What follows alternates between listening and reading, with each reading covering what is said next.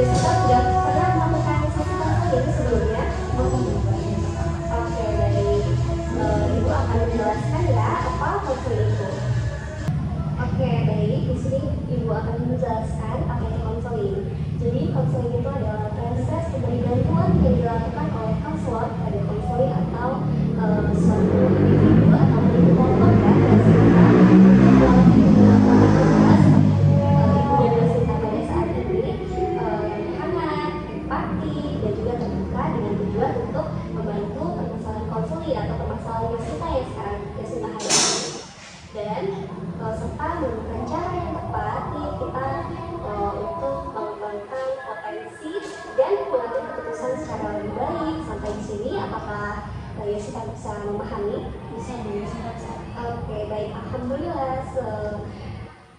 Selanjutnya ada beberapa asas ya yang harus Yosita itu ketahui. Di sini Ibu akan menjelaskan beberapa asas. Oke, yang pertama yaitu ada asas kerahasiaan, di mana Ibu ini wajib untuk menjaga semua informasi atau permasalahan Yosita yang Yosita hadapi menceritakan kepada Ibu, dan Ibu tidak akan menceritakan kepada pihak lain atau pihak manapun, baik guru lain atau teman-teman Yosita itu Ibu tidak akan menceritakannya karena di sini Ibu memegang asas kerahasiaan tersebut. Oke, baik. Kemudian ada asas keterbukaan, di mana Yosita di sini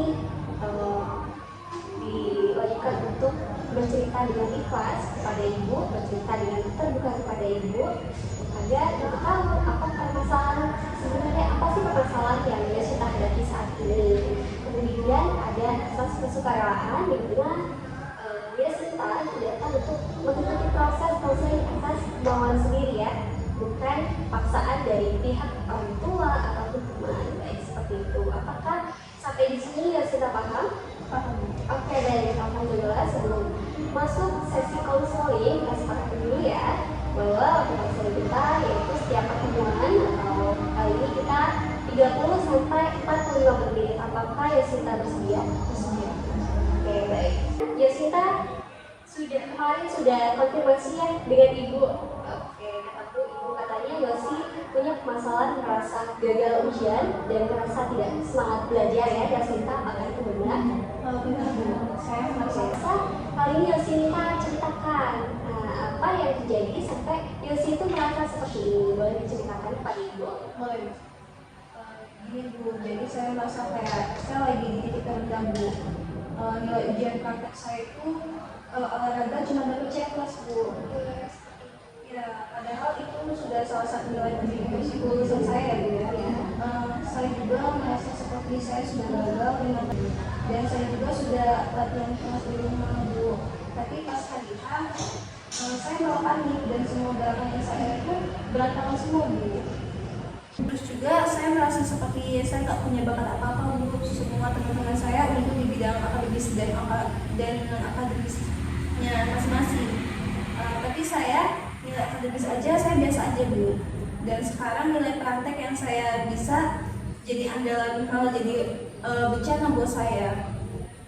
Saya jadi mikir mungkin saya memang tidak cukup baik buat sekolah ini. Saya malu banget Bu sampai saya memutuskan untuk sering pura-pura sakit aja supaya nggak ikut pelajaran olahraga ini. Terus saya juga di rumah saya lebih sering menyendiri. Saya jadi malas-malasan buat belajar apapun itu, mau itu materi akademis maupun latihan fisik juga. Saya merasa buat apa saya berusaha kalau hasilnya selalu mengecewakan Bu. Saya merasa energi saya habis cuma buat menutupi rasa malu dan kecewanya aja Bu. Saya merasa kayak saya sudah nggak punya semangat lagi untuk sekolah. Oke, baik. Berapa nilai rata-rata praktik yang Yosita inginkan untuk mata pelajaran olahraga itu sih? Dan Yosita kan bilang merasa gagal. Apa yang membuat Yosita itu berpikir bahwa nilai C+ di praktik olahraga itu sama dengan kegagalan bagi diri Yosita? Bukan Yosita ceritakan kali Ibu? Ya Bu, mungkin karena saya terlalu membandingkan diri dengan standar orang lain. Saya merasa kalau saya nggak bisa hebat di satu bidang, berarti saya nggak bisa hebat sama sekali Bu. Saya merasa kayak nilai itu menentukan kualitas saya Bu sebagai siswa. Saya juga merasa takut dicap lemah atau tidak kompeten sama teman-teman. Mungkin itu yang bikin saya merasa hancur banget sekarang, Bu. Oke, paham. Jadi Yosinta itu merasa ada hubungan antara nilai praktik atau non akademis dengan harga diri Yosinta ya, dan pengakuan dari lingkungan sosial Yosinta. Dan itu membuat Yosinta merasa gagal ketika nilai tidak sesuai dengan harapan. Kalau begitu, apakah benar yang Ibu bilang kalau yang Yosinta rasain saat ini? Iya, Bu, seperti itu. Saya merasa kayak nilai itu nggak cuma angka, Bu, tapi kayak penentu posisi saya di pergaulan. Saya juga merasa kayak kalau saya nggak bisa berprestasi di sekolah, baik akademis maupun non akademis, berarti saya nggak ada artinya, Bu. Saya merasa kayak ini berat banget, Bu, buat saya. Oke, baik. Coba nih, Yasin, andai kata nilai C+ itu bukan tanda kegagalan, tapi malah jadi informasi yang sangat berharga bahwa ada aspek panik, mental yang perlu Yasinta perbaiki saat tampil. Bagaimana menurut Yasinta? Mungkin sih, Bu, mungkin saya bisa lihat itu sebagai kesempatan buat fokus ke manajemen kecemasan saya, Bu. Selama ini saya cuma latihan fisik, tapi nggak pernah latihan untuk mengendalikan pikiran saya saat lapangan. Saya juga nggak tahu, Bu, mungkin selama ini saya terlalu fokus ke hasil. Mungkin saya juga perlu lebih baikin cara saya mengatur mental dan fokus saat praktek. Saya juga merasa kayak ada sensasi harapan kalau saya bisa mengubah pendapatan saya, Bu. Oke, baik Sin, Ibu di sini lihat Yasinta terlihat sedih dan kayak ada beban berat yang diceritain oleh Yasinta.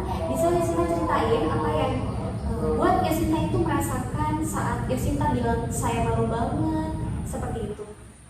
Iya, Bu, saya merasa kayak ada yang hancur di dalam saya, Bu. Saya merasa kayak saya nggak cukup baik, nggak cukup berani. Saya merasa kayak nggak bisa memenuhi harapan siapa-siapa, Bu, termasuk harapan saya sendiri.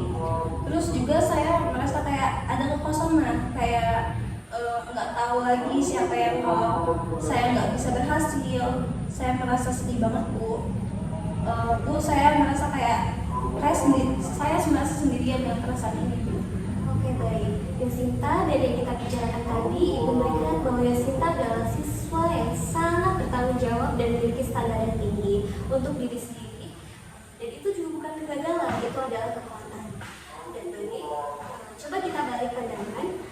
Praktik olahraga itu bukan tanda kegagalan permanen, tapi lebih sebagai umpan balik atau feedback yang sangat spesifik. Sekarang, daripada fokus pada rasa diri Yasinta itu gagal, atau bagaimana kalau kita ubah menjadi saya tahu persis nih, apa yang perlu saya perbaiki dari panik saya atau kecemasan saya saat saya tampil di depan banyak orang seperti itu.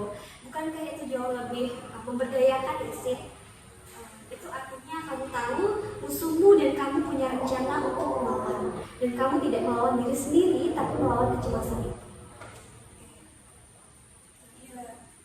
Seperti saya punya sesuatu yang bisa saya kerjakan sekarang, Bu, bukan cuma rasa aja sih.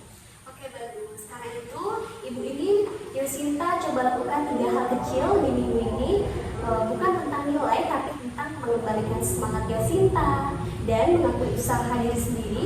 Dan kita akan mulai dengan tujuan yang kecil dan pasti itu berhasil. Besok Ibu ini Yasinta melakukan suatu kegiatan yang Yasinta tahu pasti akan berhasil, kecil apapun itu. Misalnya membereskan meja atau menyelesaikan satu bab materi dan rasakan perasaan yang berhasil itu. Tujuan kita adalah menggeser fokus dari rasa gagal menjadi saya bisa menyelesaikan sesuatu itu loh, seperti itu. Dan lawan pura-pura sedikit gitu. Ibu tahu ini berat karena Yasinta sudah sering pura-pura sakit supaya tidak ikut pelajaran olahraga, tapi cobalah untuk datang ke pelajaran olahraga minimal 1 kali minggu ini. Fokuslah hanya pada proses atau latihan 10 menit pertama ini. Dan ingat, ini bukan untuk mendapat nilai yang bagus, tetapi ini tentang keberanian Yasinta untuk kembali menghadapi situasi yang membuat Yasinta itu cemas seperti itu. Jadi adalah langkah awal untuk menyelesaikan kecemasan itu. Dan saya akan coba untuk membantu Yasinta. Apakah Yasinta bersedia? Saya akan coba sih, Bu, melawan pura-pura sakit itu yang paling menantang sih, Bu. Tapi saya akan coba. Terima kasih, Bu, saya merasa lebih termotivasi sekarang. Oke, baik. Terima kasih juga Yasinta. Dan coba dengar ini Ibu memberikan pandangan yang jujur dan menurut. Ibu melihat bahwa Yasinta ini adalah siswa yang sangat bertanggung jawab dan punya standar yang tinggi ya, dan Ibu harap ke depannya Yasinta bisa merasa lebih baik. Dan Yasinta, sepertinya kita sudah membahas beberapa hal penting hari ini. Yasin sudah tahu Yasinta bahwa akan masalahnya ada di manajemen kecemasan dan bagaimana Yasinta memandang nilai itu sebagai mutu harga diri. Baik seperti itu. Apakah ada sesuatu yang ingin Yasinta tambahkan atau ada yang Yasinta rasain setelah kita berbincang saat ini? Saya merasa lega Bu, bisa bercerita ini sama Ibu. Saya merasa kayak ada yang mulai terbuka, walaupun saya senang sudah bisa cerita sama Ibu. Oke, baik. Ibu siang bisa mendampingi Yasinta. Ibu, pokoknya kalau Yasinta ada keluhan atau ada yang ingin diceritakan lagi, Yasinta bisa kabarin Ibu, bisa ataupun bisa langsung datang ke ruang konseling. Semangat terus untuk Yasinta. Yasinta bisa pasti ya untuk melawan pikiran-pikiran negatif yang ada di pikiran Yasinta. Terima kasih ya Yasinta. Oke. Baik Bu, saya pamit ya Bu. Baik, terima kasih Yasinta. Terima kasih Bu. Ini Bu.